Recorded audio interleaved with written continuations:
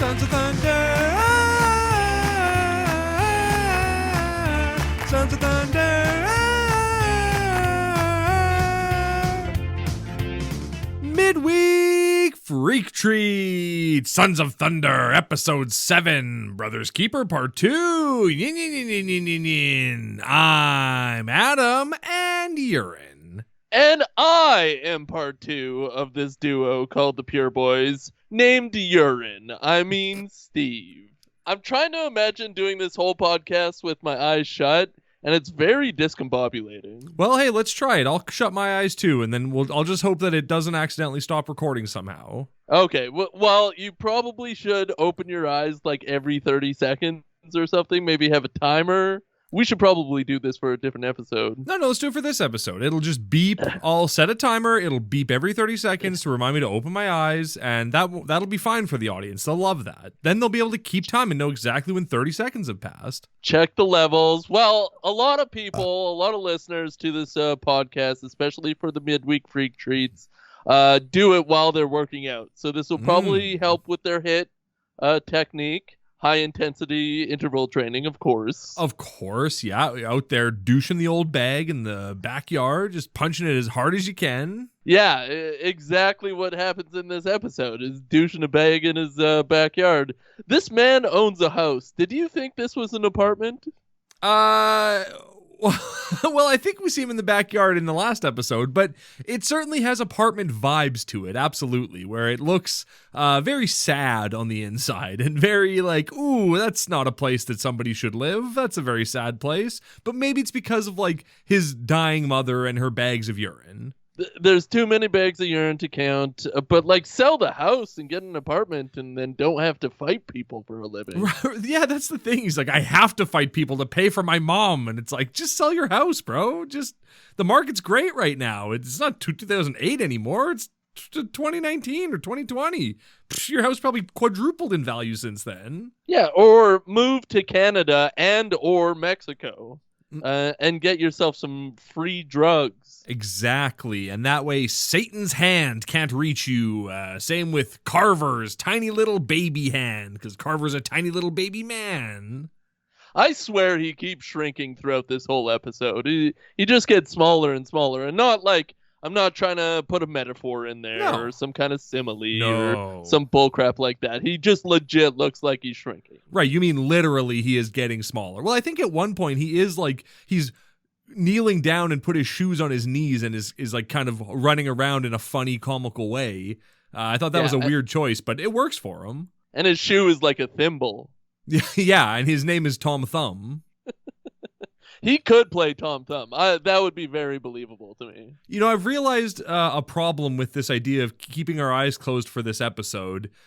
We can't see our notes.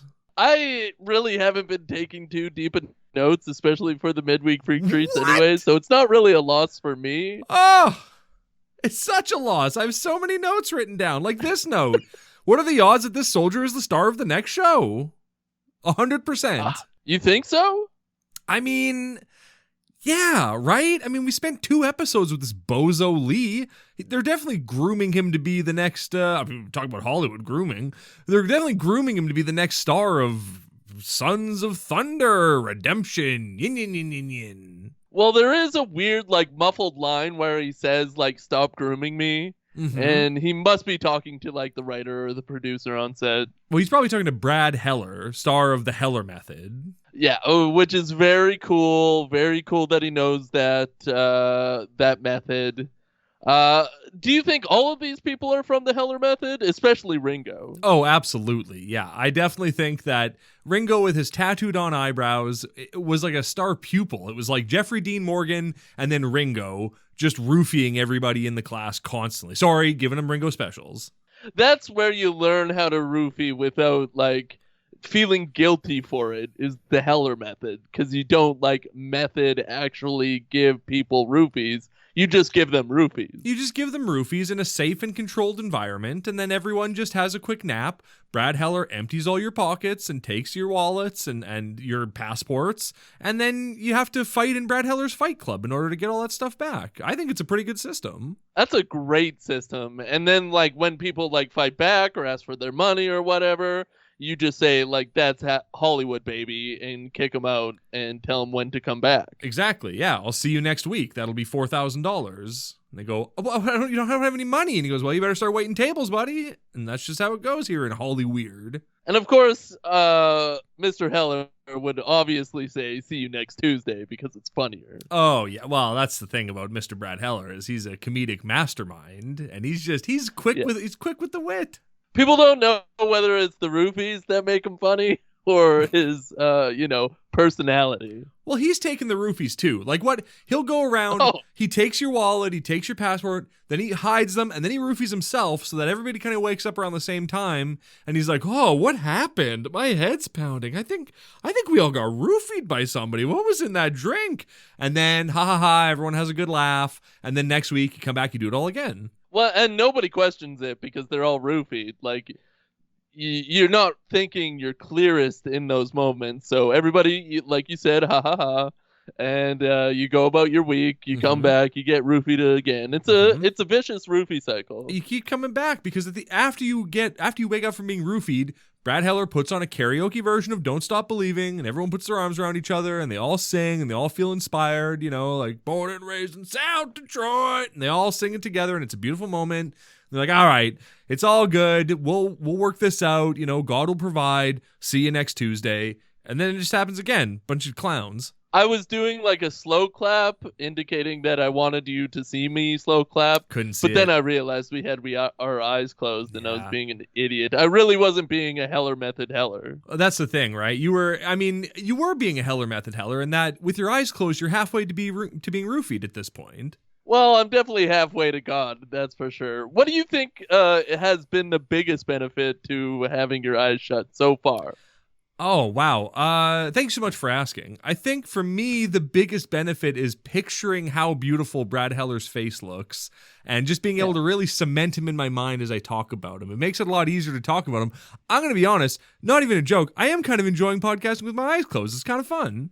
It's kind of relaxing. I feel a little bit more at ease with my entire life. I feel like I'm really hearing you. I'm really hearing God's influence in this podcast. And I just feel closer to him. I'm hearing the roofie coursing through my veins as we speak. My heart rate is pounding. I can hear it in my ears. It hurts. Well, we should definitely do Roofie Month, and we should That's a great idea. Each other, not ourselves, because that would be sacrilegious, I think. Of course. And then we should record a podcast. Well, and the thing is, it'll be roofied in secret, so we'll call it Roofie Month, where we'll watch all of the Hangover movies, and we'll each provide each other with 4 bottles of water, and we'll roofie one of those bottles, and each week we'll pound a bottle, and then one of us will get roofied during the show, or maybe both of us get roofied in the same episode. That'd be fun too. That's really smart. Thanks. It would also be really funny if no episodes come out in Roofie Month.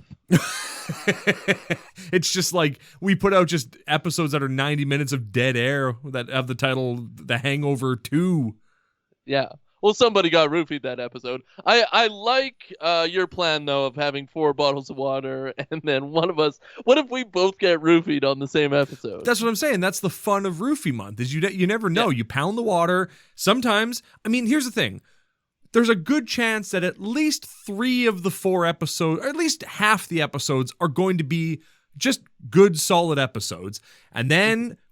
at least in 1, maybe 2 of them, 1 or both of us will be roofied, and it's going to be kind of a weird time. If I'm roofied, it's going to be really hard because there'll be very long episodes because I don't know how long roofing lasts. And if I hit record and then pass out, then you got to talk for 6 hours maybe. I don't know. Yeah, the problem at this stage is that we're so ignorant of the roofing process. We're going into it cold, and we have no idea what's going to happen. Well, I think what we should do is sign up for the online Heller Method course. I feel like we've barked up this tree before, and we just need people to buy more Yiz mugs so we can sign up for the Heller Method course. And then when we start the course, we roofie ourselves, and we go, we got the jump on you, Brad Heller. Now you can't roofie me in my own home. And then we learn through osmosis while Brad Heller talks into our headphones. When we come out of it, then we know exactly how to roofie people and the time it takes and all that kind of stuff. All the science. Yeah, this will give us the correct information to deal with the Heller method, to get into the Heller method, Mm-hmm. to get to know and get the trust of Brad Heller. Mm-hmm. Right? Because we're putting our life in his hands. We're going, look, we're not trusting your method. We're going to do our own method, and but we're just trusting you that you're not going to steal our wallet, fly all the way to Haiti and steal our wallet and passport, and then fly all the way back. Again, I don't know how. Maybe roofing lasts for like 36 hours and it'll give them time to get to Haiti. I don't know, but that's the risk we're going to have to take and the experience we're going to have. Call me crazy, You're but crazy. if we fly down to California Ugh. and, get into the Heller method, Sure. go to the class, I'm probably not going to take my passport with me. To the class. To the class, yeah. I'm probably not going to leave it at the hotel or the Airbnb or wherever we're staying. Well, here's the thing, though. When you sign up for the Heller method, if you're an out-of-town student, Brad Heller picks you up at the airport and takes you to his house. You stay with Brad Heller the whole time you're there while you're taking the Heller method. He's got a giant palatial mansion that is just rooms upon rooms upon rooms. And so, and the courses overlap. So you might be staying with somebody who is on week 3 of the Heller method and their body's already getting kind of used to the roofies, and you're week 1 and you're just like, you're out there, they're calling you Dozer. Because I'm so roofied. I just don't take to roofing quite like the other classmates. Yeah, some people take to it like a duck to water, and some people take to it like oil and water. Yeah, like a duck to oil. Oh, hey, be careful, counselor.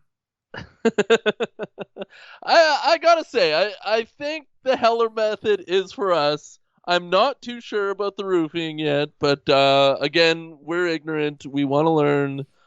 Teach us your ways, Heller. Exactly. We're two dumb libtard cucks. Please teach us your ways out in California, Brad. Bradley, please. Bradley, teach us. Give me Jeffrey Dean Morgan's phone number. Give me all of your students' phone numbers, especially if they're rich and successful. I definitely want David A.R. White's number. Oh my gosh. That's the thing, is once we get in good with Brad Heller, then we're kissing cousins with David A.R. White like it's nobody's business. And like Reggie too? Oh my God. We're already halfway in. They're probably having backyard barbecues like every single day. I mean, you're in California. There's got to be a backyard barbecue somewhere. Imagine attending David A.R. White imagine attending David A.R. White's 4th of July backyard barbecue. What an event that would be. All the stars would be there. And all the fireworks go up and like turn into crosses. Of course. Or I guess halos. David probably saves a penny and just gets like circle and like line fireworks. Mm-hmm. Well, of course. He's a busy man. He runs a video streaming empire. He doesn't have time to... Oh my God. Hey, real quick. Do you read the emails that Pureflix sends us? No, I haven't for a spell. They have now added some Kendrick Brothers movies to Pureflix, and I was so excited. I had to hit him up on Instagram and express my excitement. They've added War Room to Pureflix, and that's just opening the door to Overcomer, Facing the Giants, Courageous, Flywheel. I think there's the others and the rest. And the rest. Just very exciting to see those two worlds merging and meeting and just combining into one. I'm so glad that the Kendrick brothers didn't like go the ass route and try to start their own streaming service and like butt heads with Pureflix. I mean, it would be great for us and our podcast if such were to happen. But I'm glad they were able to hold hands and get through the streaming wars together. They'd be real butt heads if they were going to butt heads with David A.R. White. Yeah, well, then it would be on. But competition does breed purity. That's true, yeah. And if it's a race to the purest, I think the Kendrick brothers might have a bit of a head start. What do you think the Kendrick brothers would call their streaming service? Like Pure Movies? Oh, probably like Pureflix, but Flick is spelled Flicks. Yeah, like that's their big hang up with Pureflix is that they used an X. Like, how dare they? Yeah, it's basically a sideways cross, and it's the most offensive letter for that reason. Well, actually, probably T is probably the most offensive letter, but in their case, they misunderstood. They didn't quite get the memo on that. X is the most offensive number for them. Letter, sorry. My eyes are closed. I can't think straight. Well, it's a number-letter type situation. It's also trying to, get those teens to watch. And you're not going to get the teens that way. You got to stay true to yourself and to English. Teens love proper grammar. They love flicks spelled Flicks. Well, now they do. Yeah. Teens for a little while, they were kind of anti-grammar, and now they're back. Who isn't anti-grammar these days? Can I ask your permission to open my eyes for a second so I can have a drink of water? You can ask, but I will not grant it. Scheiße. Sorry. Should I held your bottle in your hand like I'm doing? So I guess I could have just done it, but like, I gotta stay pure. I gotta stay with the task at hand. Mm-hmm. Sorry, you said, oh man, this water that I'm drinking is I'm so happy I kept my bottle in my hand, fully anticipating the moment when I would need it with my eyes closed. I opened my eyes. Oh my God. All right, well, I guess it's over. I guess the fun's over. I reclosed them. Oh, okay, well, that's good. I gotta open my eyes because I gotta look at my notes because I can't remember what happens in this episode, and it's the series we could finale. be like 40 minutes in. Who knows? That's just it, right? Who knows how long we talked about roofing? I hope it wasn't like 15 minutes, but maybe it was. I guess I'm gonna open my eyes and take a peek. It was at least 15 minutes. Yeah, it was like it was an audience quitting long time. Nobody listens to the Midweek Freak Treats. We're doing gangbusters on the regular episodes, but this is for us. Well, here's the thing. Normally you're right, but for some reason, Some Men Like a Chinese Wife episode of Midweek Freak Treat is blowing up on YouTube for some, and I'm not thrilled about it. I wish that the episode where I said Chinese was a funny word wasn't the one that was doing really good numbers for us.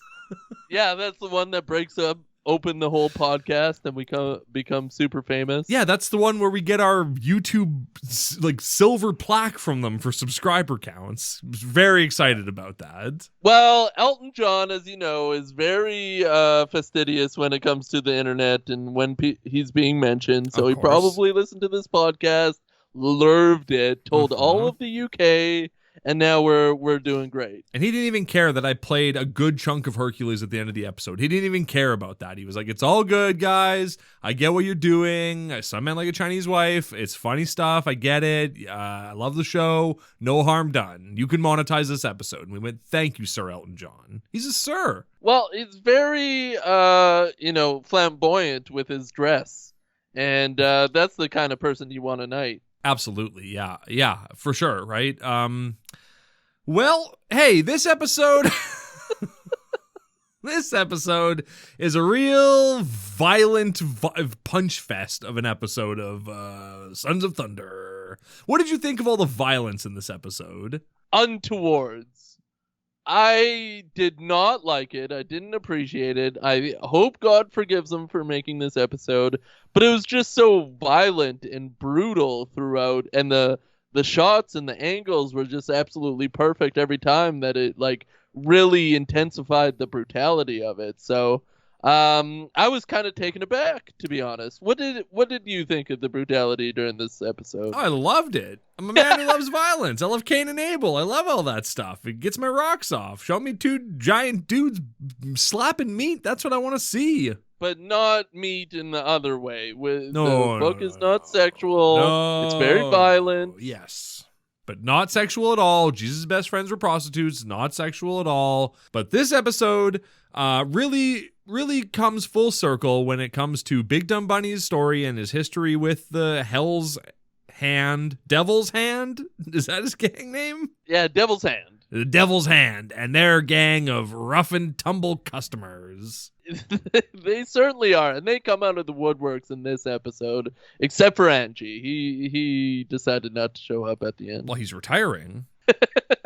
Well, you got to bring that up. Do you think they'll let him go? Is retiring just getting shot in the back of the head? It must be, right? Like, because he even says, like when he's talking to Big Dumb Bunny, when Big Dumb Bunny first joins the gang, he's like, you know, once you have this mark, you're part of the Devil's Hand forever, and you can, men stay with us forever, or else they have to leave, and some of them just quit. And all I could think was like, damn, dude, like, yeah, is retirement just being forced to dig your own grave out in the desert and being buried with your motorcycle? That's kind of a sweet way to go. I think that's the way we should go. Like, once you're useless, why not just go into the ground? Amen to that. Yeah, as soon as you hit, like, Well, for women, as soon as you hit 40, you can no longer have children. 40 into the ground. For men, you can last a little longer, maybe into your 60s, something like that. We'll see how it goes. But then straight into the ground. Yeah, it'll help with population control. It'll make people super religious. Oh, yeah. I guess that's all you need, really. That's all you need. Yep. Well, hey, we'll explore that in our religious movie about angels helping a baseball team win the pennant, and then people finding out that angels are real and how it destroys the whole world because it just changes everything. Yeah, we got to talk a lot about population control at the beginning of that movie, just so it's not crazy when we start, like, murdering or like having people die at the ripe old age of 40. Yeah, I think 40 is enough. Even men, sure. Yeah, your bones are still good. You're still producing testosterone. You can still nut and create a human being, but like 40's done. Yeah, that's fair. You know what? That's a good call. And we should set it in like a futuristic science fiction universe where people have like, I don't know, maybe like diamonds in their hands that flash colors when it's time for them to go off and die. What do you think about that? Like robes too, and everything's large and white and very shiny. Brilliant, shining white. Yeah, let's do that. Should aliens be involved? I think it would be better if it was just like a totalitarian society. We could call the movie Logan's Run. How about Logan's Hero? Oh, I like that. Set it during World War II. That sounds fun. What about just Logan? What if we just do a movie about a man who can regenerate and he's got claws in his hands, and we just call it Logan? Yeah, that's good too. I don't like the regenerating part, but I think you have to have it in there. What if his regenerating, like, because he's old, it wasn't working very well anymore, and like maybe even his claws kind of get stuck, and it's like he's just not, he's coming to the end of his time as well. He's almost 40 in that movie, and so it's about him just kind of like slowing down and seeing the end of his era. What do you think about that? Okay, so the movie's called This Is 40, and it's about Logan losing his powers. And it's about Paul Rudd trying to get his butthole waxed, and that's mostly what it's about. But, 40, what a crazy age. Yeah, I'll never turn 40. No. Never. Never. No. Put me in the ground at 39. Thank you very much. I'm going right to 41, I think. Oh, that's interesting. Forever 41. Yeah. Forever in jeans. Hey. Boy, for an episode that started off talking exclusively about roofing, we're really just free associating now. We're in a association spiral, and it's not good to listen to. No. Do you want to play Zip Zap Zop? What's that? Well, it's a great improv game where one person says zip, the other person says zap, and then a third person would say zop. In our case, I guess. So we'll start with the two, and then we'll sit here in silence until somebody calls in. Well, I'm assuming that the listener at home will be screaming "zop" wherever they are, no matter where you are. Yeah, but we can't hear them. Yeah, well, we'll pretend that we can. They're at home, they're in the gym, wherever they are. They're driving their car, they're in church, secretly listening to it on their AirPods, and they're just screaming "zop" at the top of their lungs. I don't like to pretend like that. That's crazy pretending to me. Trying to think of somebody theoretically listening to this podcast and saying one word. Zop. I don't know, man. Zop. That's a zop. Well, that's you. How do you know that? Maybe it was in your imagination. Maybe your eyes are closed. Your other senses are heightened. Maybe you're just hearing someone yelling zop. Zip. Zap. That's a zop for you. Yeah, that's a mucho zop for you. Oh, what do you think of this episode? Oh, of the podcast? F-. We're never doing a closed eye podcast ever again. This episode has been hot garbage. What have we done to this show? Well, who cares? Sons of Thunder is done. It's never coming back until next week when it comes back as Sons of Thunder Redemption, where we follow Lee, the soldier who is Big Dumb Bunny's friend, and he works for Carver at the motorcycle shop, and he also fights for Carver, and he wins his fight tonight, so good for him. Now, did you think the fight between the Devil's Hand guy and Balbec, the future star of Revelation Road, Lee, Do you think that was a fair fight? I didn't think the guy was No. that much bigger than him. You didn't think that giant man was that much bigger than tiny little Twink Lee? No, not that much. Like I didn't see that much of a discrepancy. Like you should have like a jungle man. Oh. That came up from. Wow. I was thinking of Tarzan from Magic Mike. Oh, okay. I see what you're saying. Yeah. Tarzan, sure. Yeah, we call him a jungle man. Yeah, I get what you're saying. Like a real Jungle Man Randy Savage. a real Kevin Nash type whose knees are broken just like Big Dumb Bunny's and whose punches are soft just like Big Dumb Bunny's, but yet somehow they just rock people like 30 feet back. When do you think tall people start regretting their size? Other than like immediately, but like physically when your knees start going, that must be like 30 or 35, hey? Yeah, probably. I'm guessing they regret their size the moment they can't just go to a Target and buy clothing or shoes or anything like that. Like as soon as they have to go to a specialty shop, they're probably like, oh, my life sucks. I hate this. I wish I wasn't 6'7", which I guess is tall. Hey son, why are you crying in there? I can't go to Target. Yeah, I can see that. Son, of course you can go to Target. They sell all kinds of great merchandise. They sell water. They sell action figures. They sell lawn garden furniture, all kinds of things, but just not clothing for you. I'm so sorry. But it's not my size. I need more water. And that's the thing. You can't sit in regular like lawn chairs or anything like that. They're too small for you now. Yeah, you got to put a cardboard box underneath. Yeah. Oh, you mean in that sense it's not yeah. Fair enough. Yeah. I didn't know what you meant. I thought you meant like, well, I don't know. I thought you were laying it out flat like they were going to break dance on it. Oh, if only. Tall people famously cannot break dance. I disagree. Shaq was a part of the Jabberwockies. You can definitely break dance if you're really tall. They felt bad for Shaq. They didn't really What? want him in the Jabberwockies. Yeah, they did. They felt bad for him because he was getting a divorce. Yeah, they heard he was getting a divorce and they said, look, Shaq, it's us, the Jabberwockies. We heard you're getting a divorce. We got a mask for you. Why don't you come and just pop and lock a little bit on stage? Maybe you could sing Shaq Diesel or something like that. And, we'll make you forget all your woes. And he was like, that sounds like a pretty good idea. How about you fix my marriage first? and Jabberwockies couldn't do it. I mean, No. if anybody could fix a marriage, it would be the Jabberwockies. Shaq called them. He said, look, I'll join your crew as long as you pop and lock my marriage back into place. And they said, we're so sorry, Shaq. We can't do that. We're just men. We're not gods. We can't fix a broken marriage. And he was like, I don't give a shit. Fix it anyway. But he joined and it all worked out for him. Yeah, like that's the way the skeletal system works, Shaq. Not marriages. You can't pop and lock a marriage back into place, especially when you cheated on her. Well, you can pop open a box with a ring in it and then lock that ring onto your wife's finger and then kind of fixed it, right? Kobe style. Well, we got to be close to 30 minutes at this point, right? Yeah, something close to it, but you don't want to talk about Kobe and buying a ring? Not particularly. Okay. I respect the deceased too much to talk about Black Mamba Kobe Bryant. Okay, yeah. Are you happy? Kind of happy. No, I got a nice evening looking forward to. You're about as happy as Lee when he took the bag of money and punched Carver in the face and said, if you come after me, Carver, I will put you in the dirt. And Carver's like, I am almost 40. Thank you. He is close to the dirt because he's so short. Exactly. And that's the Is what scariest he thing about said. being short. Yeah.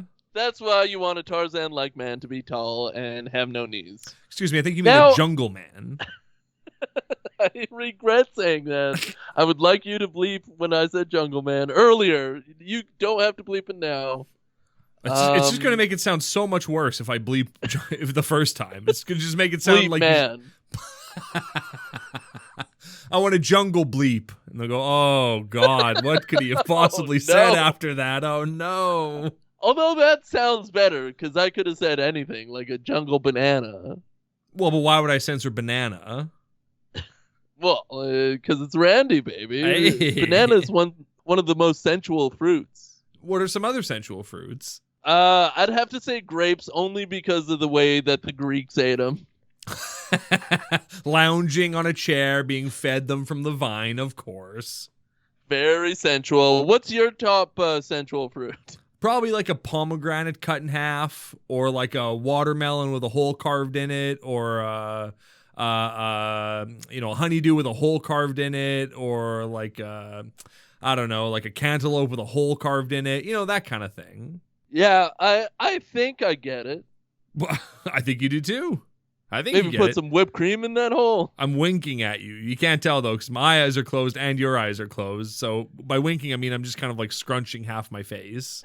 What did you think of Sons of Thunder season 1, series 1? It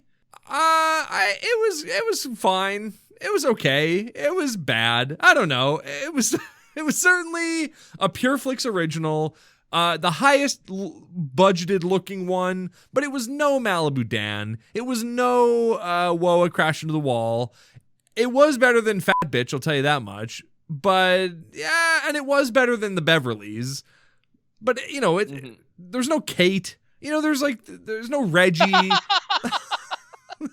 If only there were a Kate. I mean, they tried to have a Kate, but she wasn't there like even a quarter of the time. Yeah, and she just wasn't Kate, she didn't seem like a good mother the way Kate did. And that's what I'm looking for. Okay, so should we do a ranking of what we did so far for Midweek Freak Treats as far as bottom and top? Sure, and then we have to sing all the theme songs, and then that's the end of this episode. I don't want to. I think the theme song thing, I don't know. All right, well, no and, I guess. All right. Okay, so my ranking... Start at the bottom. For very, very best... Sure. Okay, start at the top. Was Malibu Dan. Yeah, the family man. Number 1 with a bullet. Yeah, Malibu Dan and Malibu Dan Reloaded. And Reloaded, which was a whole thing. Number 1 with a bullet. My favorite as well. All right, let's sing that theme song. Dun, dun, dun. Wall. What was that called? Hitting the Brake. It was called Wake Up to a New Day Dawn, and a should has 1,000 words in this town. Everyone no, take that's their... Malibu. Yeah, everyone take their place who's needed. Well, that was Malibu Dan, of course. That was Malibu Dan, yeah. And then number 2 with a bullet, obviously, hitting the brakes. Race car driver doing turning round, and then whoa, crashed into the mall. Yeah, beautiful. So that one was great. That's number 2 with a bullet, hitting the brakes. Number 3 for me is FB, Fat Bitch. Really? All right. Well, yeah. Why? I really liked tackling something 5 minutes at a time. I thought it was new. I thought it was interesting.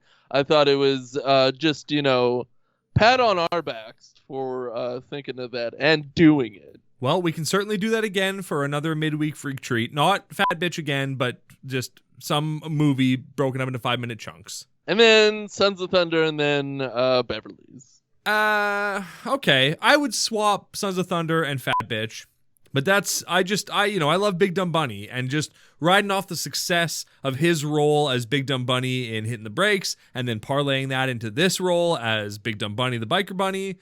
I just thought it was perfect, and Fat Bitch and the Beverleys were fine. The Beverleys was easily the worst show we watched. That show was hot garbage. Sorry, Tommy Blaze. That show sucked. It was terrible. But listen up. This is our story of how we became the Beverleys. That was fun. I feel like Sons of Thunder peed me off so much because it was very close to being an okay show to watch. Yeah. And then it just wasn't. Yeah, I mean, it's telling that I couldn't tell you really what happened in the series. I couldn't really tell you. He's on the run from his biker gang, I guess, for some reason. It's still, again, not clear why he's on the run from his biker gang, even though he meets up, the biker gang shows up at the big fight, and he has to deal with his past, but then he doesn't, and then he just runs away again, and then nothing's really resolved. And I know that the next series is maybe going to open with him getting murdered and then the next guy taking over. So I guess we'll never know what happens to old Big Dumb Dozer. Well, it would be a shot in the arm for this series if we do get to find out all of our questions in the next series. And hey, listeners, sometimes an episode just doesn't come together, and you try your best. You try something new. You try podcasting with your eyes closed, and you get lost in the weeds, and you put out a real hunk of crap. I'm going to open my eyes. Stick with us, though, because next week we're doing Sons of Thunder Redemption, Episode 1, question mark on the title. I don't know what it'll be yet. But I'm going to open my eyes. I'm going to see how far into this episode we are, and then we'll hit the music and be done with this. How does that sound, Steve? That sounds absolutely wonderful. And usually when we think an episode is garbage, especially while we're recording, it turns out to be the best one ever. So you're welcome, ladies and gentlemen. Oh, no, that won't be the case this time. Here we go. I'm going to open my eyes, and we're at, 37 minutes. Perfect. I can cut out so much crap out of this episode. That's great. Well, until next week, yinyn, yinyn, Yinyn. keep fit and have fun. Have funk. All right, come on. There we go. Sons of Thunder. I think this episode rule. Sons of Thunder. Nah, it's bad. It's a bad one. No, it's a good one. Well, agree to disagree.